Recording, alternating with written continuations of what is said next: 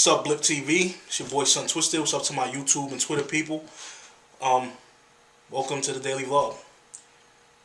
Yeah, I know I haven't been doing them daily. Actually, been missing a couple. I was bored, didn't feel like really talking about anything. So here we are. I'm actually coming to you today about something that's been going on in the Call of Duty YouTube community. Yes, these bastards are at it again.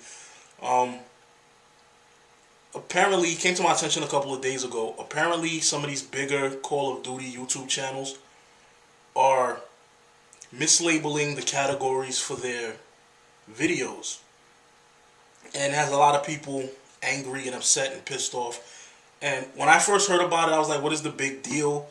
You know, as long as they're not rickrolling people, as it were, by putting misleading titles and misleading tags and making you think that you're watching one video and you're really watching something else just to get views, to get money.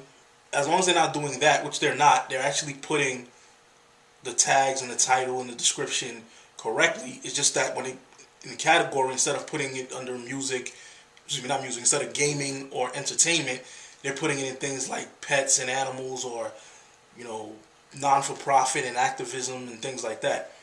But after having a conversation with Swordsman 75, what I found out was what is happening and why they're actually doing this is because they know that their channels are bigger than some of these smaller things like pets and animals and activism. They know that if they label their category as that, and they're getting, you know, 100,000+ views, and these other videos might be only getting 5,000 views, they're going to show up on YouTube's front page as the #1 viewed video in that category. And the reason why that's a problem and why it's a disgusting practice is I believe YouTube said they get 4 million unique visitors a day. And I think there's only about 8 to 10 categories that they actually put on the front page. So that's 4 million eyes. Well, 8 million eyes actually. 4 million new people who are seeing your video displayed on the front page as the most viewed video of the day. So the potential for your channel to blow up basically with viewership, subscribers, which also would mean a YouTube partnership, which also would mean that you can start making money off of your stuff, and these people are bumping you off of the front page with videos that are illegitimate. They don't fall in that category.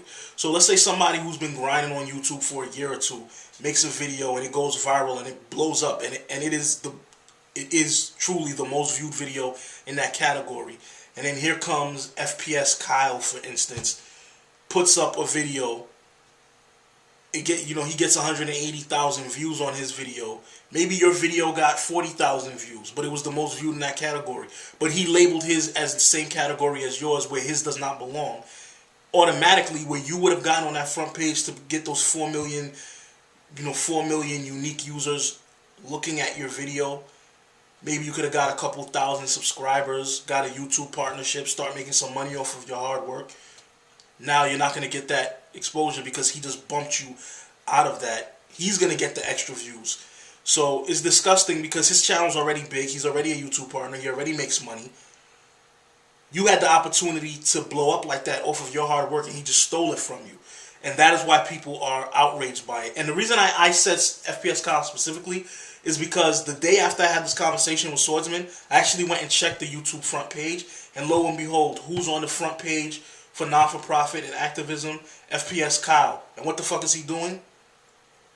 He's shooting water. He's shooting jugs of water.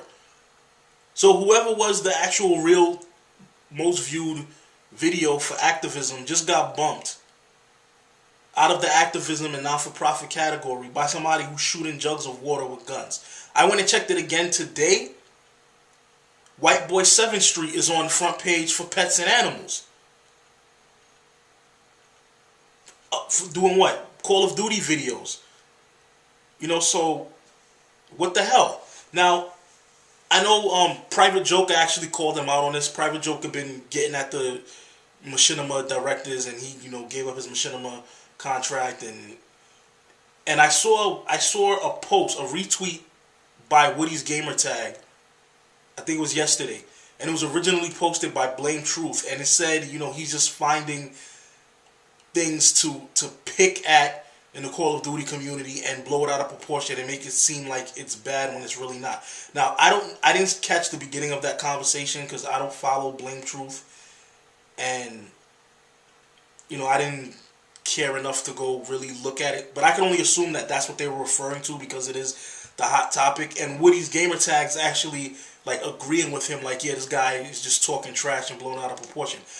And that kind of pissed me off a little bit because I know for a fact in the video that Private Joker was doing, he actually showed Woody Gamer Tag's quick tip number 7 video as one of the videos that he was getting at that was categorized as non-for-profit and activism. And I wouldn't doubt that he's doing that since him and FPS Kyle, FPS Russia, or Dimitri, whatever you want to call himself, are actually friends. I wouldn't be surprised that they decided to put it together and try to, you know, probably Wings of Redemption probably did the same. But after he put it up there, I guess people flooded his channel and were getting at him. He went and changed it back to gaming and then disabled all comments on that video.